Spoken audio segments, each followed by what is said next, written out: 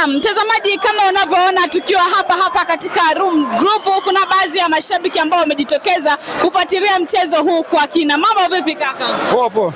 Wewe ni Simba ni Yanga? Mimi ni Simba damdam. Hongera sana kwa ushindi wa siku ya leo. Asante, pia hongera na wewe. Vipi, nini siri ya mafanikio? Tumeona Simba katika dakika za kwanza wamecheza kwa kutegea na wamecheza bila pressure kutafuta goli. Nini kimesababisha mpaka wameweza kulinda milangoni, wametoka salama? Kikubwa kwenye mashindano kila mmoja anajaribu kulinda kile alichokipata. Kwa hiyo Simba alikuwa na mtaji wa goli moja. Kwa hiyo wachezaji wamecheza kwa kujituma kwa sababu wanaamini kwamba wana mtaji wa goli moja. Plani ya kwanza ya mwalimu ni kuzuia na kushambulia. Tena kwa wenyeji wa mchezo Stellenbosch wamekuwa na mchezo mzuri, lakini wamekuwa na kiu ya kutafuta magoli kwa muda wote, lakini hawajafanikiwa. Huenda shida hasa ilikuwa wapi? Stellenbosch sio timu mbovu, ila wamejituma. Simba kutokana na ukubwa wao, experience walionao kwenye mashindano, kwa sababu tukiangalia hii timu bado ni changa kwenye mashindano.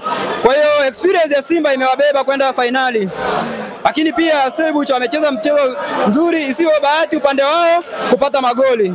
Okay, na kama umeshuhudia na umeangalia kwa kina dakika 90 zote, leo palikuwa na mchanganyiko kidogo kati ya referee, maana kuna penalty mara ya kwanza Simba walipata ikawa sio. Lakini pia kipindi cha pili, kipindi cha kwanza hicho wamepata wenyeji lakini ikawa sio. Unadhani kuna umuhimu gani wa VAR katika mashindano ya Afrika? Yaani toka nimeanza kuangalia mashindano ya CAF, leo ndo nimeona VAR imefanya kazi kwa umaridadi wa hali ya juu. Yaani hakuna penalty, yaani mtu ambaye amenyima penalty kwa sababu VAR imeangalia na ikakuta sio goli. Okay, hongera sana. Labda swali la mwisho tu kwa mtazamaji anayekuangalia, unahisi nani anapaswa kuwa man of the match katika mchezo wa siku ya leo? Katika kikosi changu man of the match, wachezaji wote wamejituma, kwa hiyo nitashinda kujua nani man of the match kwa sababu kila mmoja amefight, amejituma kadri ya uwezo wake kuonyesha mchango wake kusaidia timu kwenda finali. Okay, shukrani sana na hongera sana kwa ushindi. Asante sana. Unawaambiaje mashabiki, tunavuka na finali ama ndo tunaishia finali? Mimi ninachowaambia mashabiki wa Simba Udom ambao watakuwa tayari tukaishuhudia Simba Dar es Salaam siku anakabidhiwa ubingwa mbele ya RS Berkane au Constantine. Wewe utaenda kabisa Dar es Salaam? Nitaenda dada.